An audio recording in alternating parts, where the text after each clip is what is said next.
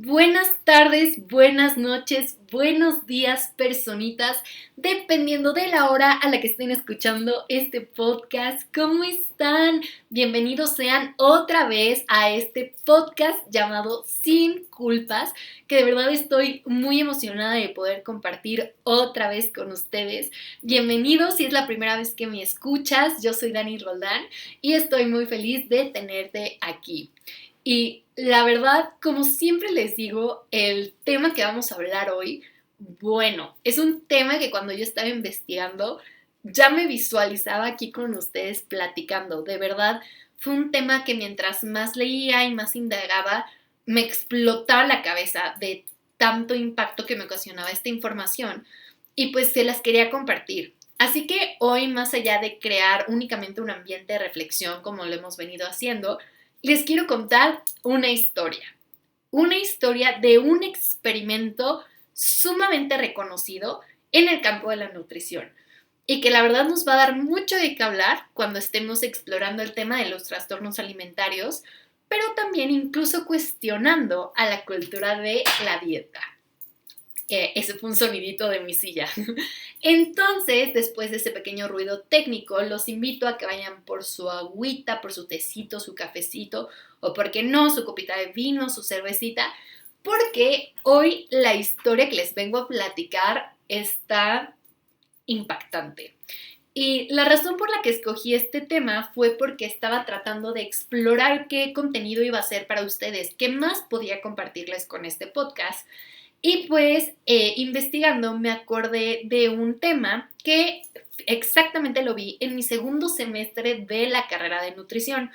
En esa materia estábamos hablando un poco de la composición corporal, estábamos hablando sobre diferentes patologías asociadas con la alimentación y la nutrición y se mencionó este estudio, que es conocido como el estudio de Minnesota. Y es un estudio sumamente impactante. De hecho, es el estudio más importante en cuanto al impacto que tiene la desnutrición y el ayuno en el metabolismo, la salud mental y psicológica, bueno, mental, física, de las personas que inician este proceso de manera sana. Y ustedes podrán decir, ¿de qué estás hablando, Dani? No entendemos. Pues es lo que les quiero platicar hoy. Incluso les quiero compartir desde ahorita que el estudio del que vamos a hablar es muy viejito. Incluso se puede considerar antiético. Ahorita van a ver por qué. Pero la realidad es que es una base para la nutrición. Es cierto que cuando nosotros hablamos de investigación en nutrición, como vimos en los primeros capítulos de la primera temporada, que te invito a que también escuches cuando acabes este episodio, se necesita una investigación actualizada, nueva, que involucra una gran cantidad de población para que se pueda extrapolar a muchas personas más. Sin embargo, este estudio es fundamental no solo para trastornos alimentarios, sino para muchísimas cosas más. Entonces, espero que te pongas cómodo porque ya vamos a empezar. Entonces, como su nombre lo dice, el estudio de Minnesota o el experimento de Minnesota sucedió en la Universidad de Minnesota, valga la redundancia. El contexto histórico en el que sucede es el siguiente, porque créanme que esto lo va a hacer todavía más impactante. Estamos en el periodo terminando la Segunda Guerra Mundial y entonces el fisiólogo llamado Ansel Benjamin Keynes, está preocupado porque se ve que Estados Unidos en este caso y también de forma global todos sus aliados van a empezar a experimentar una hambruna mundial por las situaciones socioeconómicas y políticas en las que se estaba enfrentando el mundo en ese momento. Entonces deciden realizar este estudio con el objetivo no solo de reconocer cuáles son los mecanismos que suceden cuando una persona entra en un estado de desnutrición grave, que ahorita vamos a hablar de él, sino también ver la forma de encontrar la recuperación y el tratamiento más efectivo para estas personas que están desnutridas, pensando tanto en soldados del campo de batalla como en personas que simplemente estaban fuera de este campo de batalla, pero tuvieron las afectaciones por la guerra. Entonces, habiendo reconocido este contexto, el estudio empieza el 19 de noviembre de 1944. Si se dan cuenta, la realidad es que sí, es un estudio antiguo. Y termina el 20 de diciembre de 1945. es decir, un año y cachito después. Y hasta 1950 se publica el paper o el documento, digámoslo, que ustedes pueden encontrar en inglés como Biology of Human Starvation. Entonces vamos a platicar ahora sí qué es lo que estaba pasando. Ya les dije este contexto histórico.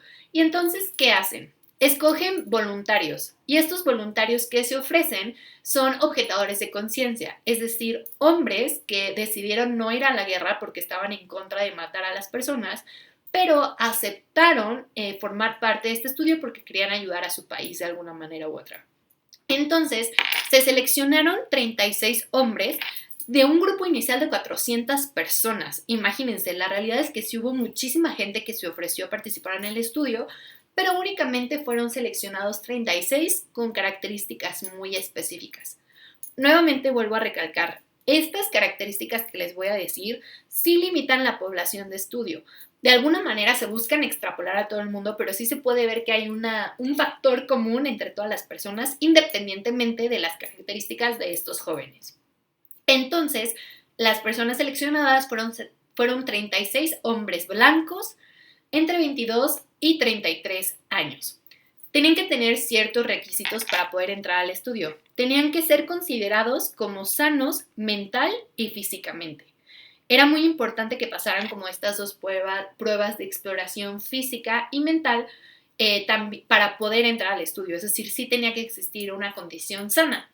Además, tenían que tener fuerza suficiente, tenían que estar comprometidos con los objetivos del estudio y además se buscaba que en conjunto pudieran trabajar en equipo y que pudieran enfrentar situaciones difíciles, que fueran de esfuerzo, que fueran de retarse a sí mismos. Esas serían las características de los participantes que fueron seleccionados. Y entonces lo que hicieron fue someterlos a una hambruna voluntaria para que por ende se desnutrieran y pues pudiéramos ver qué pasaba y poder ayudar a que se recuperaran. Entonces les voy a platicar cómo se fue dando esta desnutrición y qué fue lo que fueron experimentando estas personas. Entonces, vamos a hablar de que el nombre específico de este estudio se llama el experimento de inanición de Minnesota. ¿Y qué quiere decir inanición? Pues la inanición es la forma más grave de desnutrición que se le considera como desnutrición energético-proteica. ¿Qué quiere decir esto? Que hay es que no lo quiero expresar con palabras muy científicas, pero que literal se quita completamente esta fuerte energía y fuente de proteína para el cuerpo y por ende el cuerpo se ve depletado de energía y de proteína, dentro de otras características importantes. Y entonces, ¿qué se da de notar? Que la falta parcial o total prolongada de nutrimentos para el cuerpo va a generar una inanición. Entonces, acuérdense que inanición es una desnutrición sumamente grave. Entonces, eso fue a lo que se sometieron estas personas. El experimento constó de 4 fases. Y esto es lo que a mí me impacta más, que fue demasiado tiempo, pero que tiene mucho que ver, una vez más, con retar esta cultura de la dieta. Entonces, la primera parte fue la fase control, que consistió de 12 semanas. En estas 12 semanas se medía a los pacientes o participantes, como ustedes quieran verlo, y se hacían análisis fisiológicos y análisis psicológicos constantemente. En estas primeras 12 semanas se les daba una dieta controlada y personalizada para que en ese tiempo cumplieran con lo que se denominaba como su peso ideal. ¿Qué quiere decir esto? Que se calculaba el peso ideal, lo digo entrecomillando para los que no me están viendo, de los participantes y se les daba una dieta ajustada para que se pudieran permanecer en ese peso durante esas 12 semanas. Pero algo muy curioso es que dice que esa dieta controlada en promedio era de 3.200 kilocalorías. Imagínense que en ese momento, justo una persona que comiera en este momento, hoy 2022, 3.200 calorías, diríamos, seguro es un atleta de alto rendimiento. Pero para ese entonces se está considerando eso para calcular el peso ideal, entre comillas, saludable de esos participantes. Es decir, se estaba buscando que tuvieran las mejores condiciones para iniciar el estudio. Después de esas 12 semanas, entramos a la etapa de restricción severa. que fue un periodo de 24 semanas, oigan. O sea, de verdad yo lo leía y yo, ¿cómo? ¿Cómo alguien se puede someter a esto durante 24 semanas? O sea, qué fuerte. Y sobre todo haciéndolo voluntariamente. Aquí es en donde empiezan todos los dilemas éticos de lo que se está proponiendo hacer a estas personas. Es muy impactante. Y bueno, ¿qué pasó en estas 24 semanas? Se les dio una nueva forma de alimentación a estos pacientes o participantes que consistía aproximadamente en la mitad de sus requerimientos. ¿Qué quiere decir esto? Que se les daba una alimentación en promedio de 1600 kilocalorías. Literal es un aproximado de la mitad en promedio de lo que todos estaban consumiendo, cada quien personalizado, distribuido en 2 comidas. Imagínense que 1600 kilocalorías es un déficit calórico que se recomienda actualmente y esas 2 comidas las podríamos ver como un ayuno intermitente, por ejemplo. Una vez más, lo que compartimos aquí en Sin Culpas no es para afectar a nadie. Acuérdense que todos tenemos objetivos distintos y metas distintas. Sin embargo, sí es para que nos pongamos a reflexionar un poquito sobre el impacto que todas estas ideas de cultura de dieta tienen en nuestra salud. Entonces, retomando, fueron 24 semanas en donde las personas se vieron sometidas a una dieta de promedio 1600 kilocalorías al día, distribuido entre 2 comidas. También es importante mencionar, eso sí, que esta dieta estaba lo más balanceada posible, incluyendo únicamente los alimentos que se percibía que iban a existir después de la guerra. Es decir, si era una variedad muy limitada de alimentos. Eso lo podemos considerar y podemos decir que teniendo una variedad de alimentación independientemente del patrón, si la persona está con una buena contención emocional, no detectamos conductas alimentarias de riesgo, puede ser que no genere ningún daño. Sin embargo, hay que estar muy atentos a todas las características. Insisto, esta dieta se ajustó individualmente con el objetivo de que la persona perdiera el 25% de su peso al iniciar el estudio. Entonces, esto es muy importante. Se buscaba que las personas llegaran a un extremo de desnutrición calculado, digámoslo de alguna manera u otra. Y pues esto se siguió durante 24 semanas, además de que se les pidieron otras cosas a los pacientes.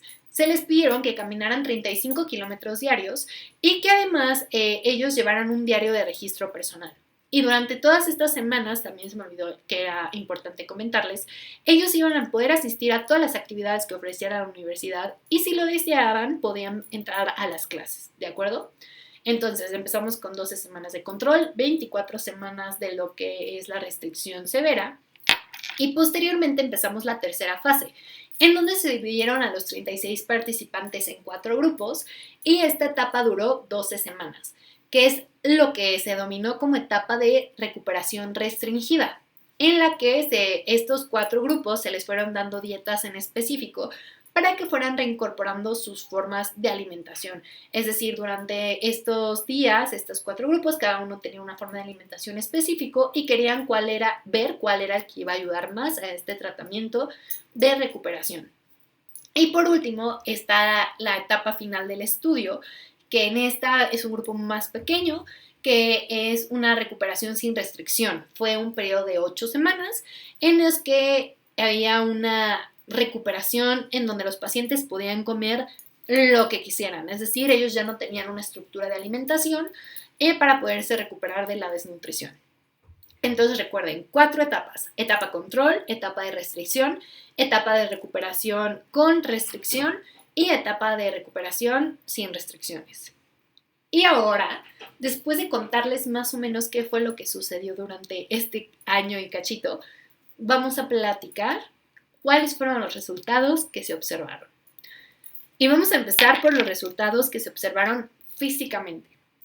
Se pudo descubrir que además del 25% de pérdida de peso que tuvieron estos participantes, había anemia, que es una enfermedad que afecta a nuestros glóbulos rojos, había mareos, había dolores de cabeza, tenían hipersensibilidad al ruido y a la luz, tenían poca fuerza, control motor muy pobre, también tenían pérdida de cabello, tenían pérdida de masa muscular. Se detectó que algunos participantes perdieron aproximadamente el 40% de su masa muscular, además de perder masa grasa, que es importante también para nuestro metabolismo y para nuestra salud.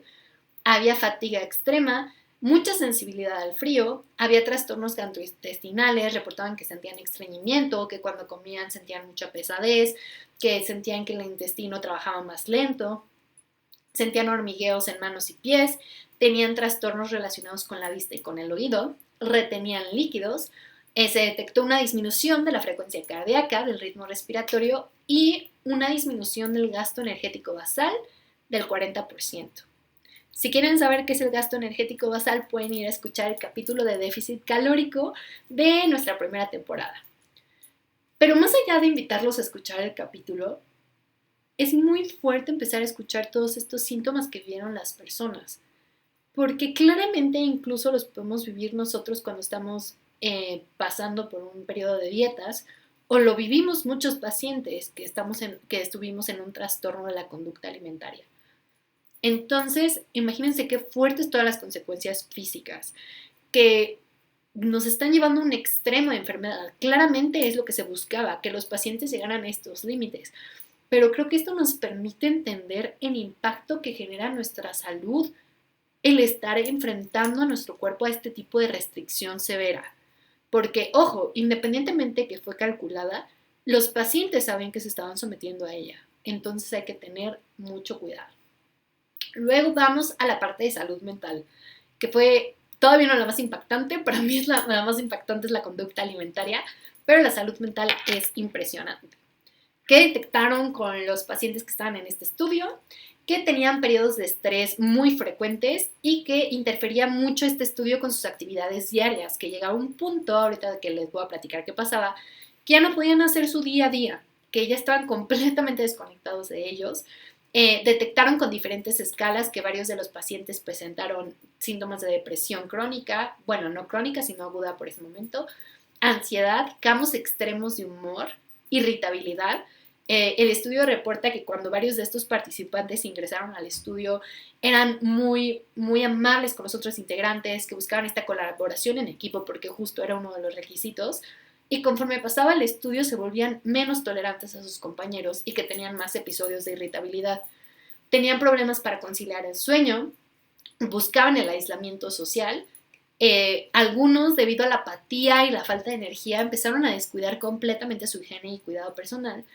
Y por la angustia de no poder comer, varios empezaron a desarrollar el vicio del tabaco y se empezaron a morder las uñas. Entonces aquí empezamos a ver cómo nuevamente la salud es una cuestión integral y es muy evidente también en los trastornos de la conducta alimentaria. Actualmente me estoy preparando más para poder atenderlos a ustedes y estoy tomando un diplomado de trastornos de la conducta alimentaria. Y algo que nos hacen muchísimo hincapié es que la comida es solamente un síntoma. ¿Qué quiere decir esto? Que no es la raíz de la enfermedad. Claramente los trastornos de la conducta alimentaria son una enfermedad mental, pero con este estudio, independientemente de que son pacientes sanos mentalmente al inicio del estudio, podemos observar el impacto que está generando la salud mental. Entonces, si se dan cuenta, es como una retroalimentación negativa que afecta cada vez más la salud física y mental. Entonces, por eso hay que considerar la gravedad de esta cultura de dieta, que es un factor de riesgo que nos puede generar trastornos alimentarios. Luego nos vamos a la parte cognitiva. La parte cognitiva de este estudio detectó que los pacientes tenían problemas para concentrarse, tampoco tenían un estado de alerta disminuido, tenían menor comprensión y menor capacidad de juicio. Algo que sí se detectó que no afectó este estudio fueron las capacidades intelectuales, es decir, los pacientes empezaron teniendo las mismas habilidades de aprendizaje y las mismas habilidades intelectuales, sin embargo, fueron disminuyendo sus capacidades para atender a los problemas, digámoslo de alguna manera u otra. Y bueno, aquí viene una de las partes que más me impactó de todo el estudio, que es la relación con la comida. Que esto claramente lo podemos ver cuando una persona hace dieta, con una dieta restrictiva sumamente violenta, esto puede suceder. Entonces, chéquense esto. Cuando estos pacientes estaban en la etapa de restricción, empezaron a tener una preocupación dramática por la comida. Pensaban todo el día en comida, en distintos platillos. Entre ellos platicaban de comida.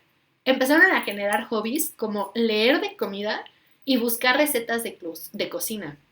Incluso algunos reportan que soñaban con comida. Como que buscaban mucho ver cómo comían las demás personas, o sea, como que observaban cuando alguien comía.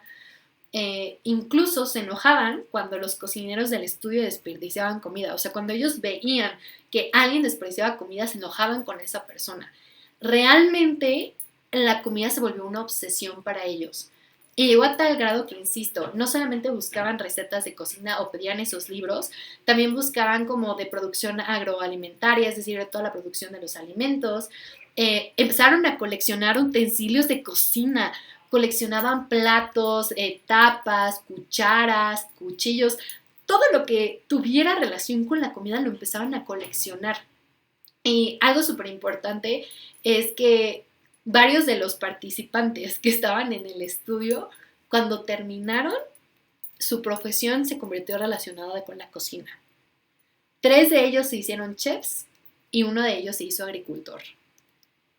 Imagínense qué fuerte la obsesión con la comida, de estar pensando comida, que no solo tus conversaciones giran y pensamientos giran alrededor de ello, sino incluso tu vocación, oigan, casi casi es algo muy importante. Un dato que me quedé así como, ¿qué? Fue que ellos reportan que cuando veían películas en sus tiempos de descanso, podían saber cuántas veces se mencionaba o salía comida en el largometraje. O sea, cuando yo leí eso, yo, qué fuerte que tu obsesión sea tal que cada vez que sale comida puedes decir, ya salió una, ya salió dos, ya salió tres. Es algo muy fuerte. También se reportaba que empezaban a tener rituales muy específicos sobre la forma de comer. Por ejemplo, cuando llegaba la comida, ellos se aislaban y varios reportan que como hasta con los codos, con el lenguaje corporal, protegían su comida porque no querían que nadie se las quitara, se volvían de cierta forma agresivos. Otros tardaban horas en comer porque, o al contrario, comían súper rápido, como que tenían esta ambivalencia de se me va a acabar la comida, la tengo que comer rápido, pero al mismo tiempo, quién sabe cuándo voy a volver a comer, entonces tengo que comer despacito. Cortaban la comida en pedacitos chiquitos, que reorganizaban el plato muchísimas veces, que las personas lamían el plato, se comían las migajas así con el dedo. También esto es muy interesante, que con agua diluían la comida para que pareciera que había más comida en el plato. Varios de ellos tuvieron que esconder la comida para pues comer a horas en las que no se autorizaba que comieran. Incluso se reportaba que había conductas en las que solían husmear la basura para detectar si había comida. Y pues empezó a ser tal esta ansiedad por comer que ellos mismos, si ya consumían chicle antes del estudio, empezaron a consumir el doble de chicles, empezaron a consumir el doble de café y el doble de té, a tal grado que lo tuvieron que limitar del estudio. Ya no les podían dar té, café ni chicles. Y qué fuerte que la cultura de la dieta nos diga que esas son actividades para inhibir el hambre. Cuando estas personas que estaban viviendo este proceso de inanición voluntariamente escogían esas actividades para calmar su angustia al momento de comer.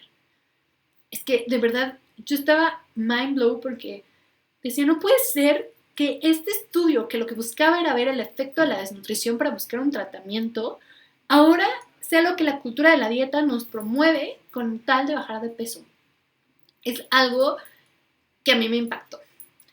Y posteriormente ya se habla de, en la conducta alimentaria, de el final del estudio y que muchos de los participantes reportan que esta etapa fue peor que la etapa de restricción, sobre todo la etapa final de como restricción, o sea, como recuperación sin restricciones, es decir, que podían comer lo que quisieran, porque ellos reportaban que sentían una sensación de pérdida de control.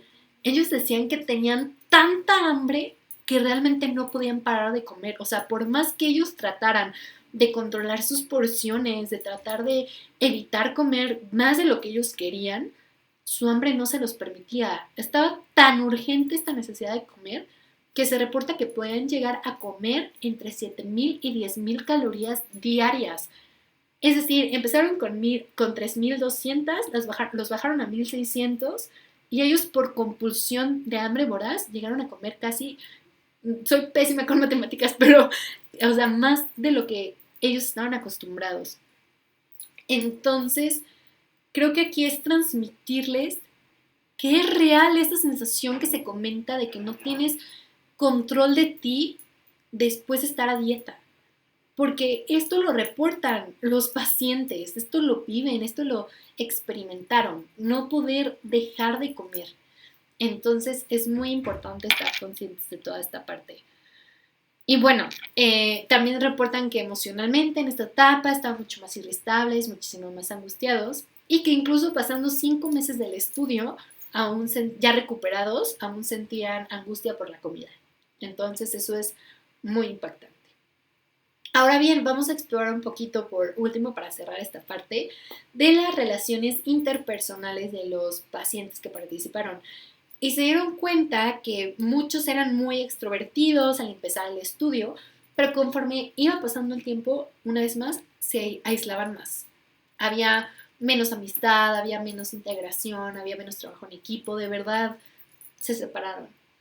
Y algo muy importante también fue que bajó el líbido, es decir, el apetito sexual de los pacientes. Ya no tenían este deseo, esta atracción sexual. Y literal les quiero leer un fragmento que obtuve de un artículo de el libro, del estudio traducido en español, de uno de los chavos que estaba saliendo con una muchacha durante el tiempo del estudio. Y dice, soy uno de los 3 o 4 que siguen quedando con chicas. Me enamoré de una de ellas durante la fase de control, paréntesis, es decir, la primera. Pero ahora solo la veo ocasionalmente. Es demasiado problema quedar con ella, incluso cuando me visita en el laboratorio. Me resulta un esfuerzo hasta tomarla de la mano. El entretenimiento me tiene muy tranquilo. Si vamos a ver algo, la parte que más le interesa es que si hay escenas donde la gente está comiendo. O sea, esta persona dice que para él lo más importante era ir a ver entretenimiento cuando hablaban de comida. Y de verdad se cortaron sus relaciones.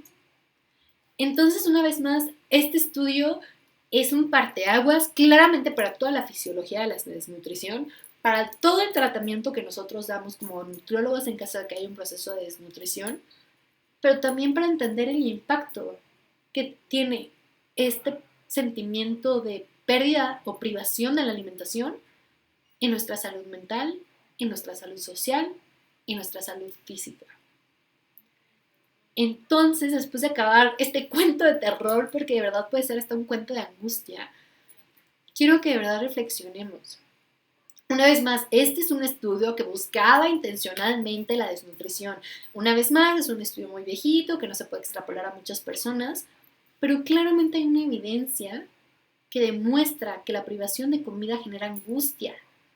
Y aunque estas personas sabían que esto iba a durar por un tiempo, realmente refieren que enloquecieron. Entonces, creo que es muy importante darnos cuenta que por más que actualmente se diga que estas dietas extremas no son extremas, claramente sí lo son. Claramente pueden poner en riesgo nuestra salud y nuestra salud integralmente hablando. Entonces, además de compartirles este estudio, todo lo que se encontró, todo lo que se realizó, cómo sigue siendo un parteaguas, es para decirles que si ustedes detectan algo de esto, y sobre todo si están viendo pérdida de peso, recuerden que esa pérdida de peso puede ir anudada a masa muscular y a masa grasa, que la masa grasa es importante. Entonces, sí, quería contarles esta historia que me apasionó estudiarla para que ustedes también pudieran entender lo que viven las personas, incluso con un TCA, para que empecemos a ver con más empatía todo este proceso, para que nos reconozcamos desde un privilegio, porque esta inanición no necesariamente se da por condiciones experimentales o por un trastorno alimentario, se puede dar por inseguridad alimentaria. Y hablando desde nuestro privilegio y como una sociedad proactiva, incluso promoviendo la alimentación intuitiva, es nuestra responsabilidad como comunidad buscar la equidad de derechos y que todos tengan acceso a la alimentación. Pero claramente es un tema que se vive. De hecho, se ha reportado que niños chiquillos que vivían en una situación de escasez, cuando llegan a una situación de mayor privilegio y tienen mayor acceso a alimentos, reportan esta compulsión al momento de comer por la angustia de creer que ya no va a haber comida después. Entonces, pues, estemos muy atentos y exploremos todo esto. Y si crees que a alguien le puede servir este capítulo por alguna razón o simplemente para que escuche un buen chisme, compárteselo. Que este tipo de espacios nos permitan abrir nuestra mente y cuestionarnos con respecto a la cultura de la dieta. Y como siempre, les doy gracias por la escucha, que si tienen alguna duda me la pongan en los comentarios o nos la manden directo a nuestras redes sociales. Para mí fue un gusto platicar con ustedes. No se olviden de seguirnos en nuestras redes sociales, que estamos en TikTok e Instagram como @LGMoreLove_. En Facebook nos encuentran como Less Guilt More Love. Y pues igual el podcast está en diferentes plataformas, estamos en YouTube, donde le pueden dar suscribirse, manita arriba, para que les lleguen las notificaciones, pongan la campanita. También estamos en Spotify, en Google Podcast y Apple Podcast. Entonces suscríbanse al podcast, denle corazoncito, por favor califíquenlo, que es muy importante para el podcast. Y pues de verdad agradecerles su escucha y también infinitamente agradecer la Producciones Ícaro por todo este trabajo que hemos estado haciendo en conjunto. Yo soy Dani Roldán y les invito a que nos cuestionemos más para pues romper con todo esto que a veces voluntariamente también nosotros podemos parecer como los participantes del estudio de Minnesota. Así que cualquier cosa, estoy aquí para servirles. Gracias por escuchar y nos vemos en el próximo episodio de Sin Culpas. Bye.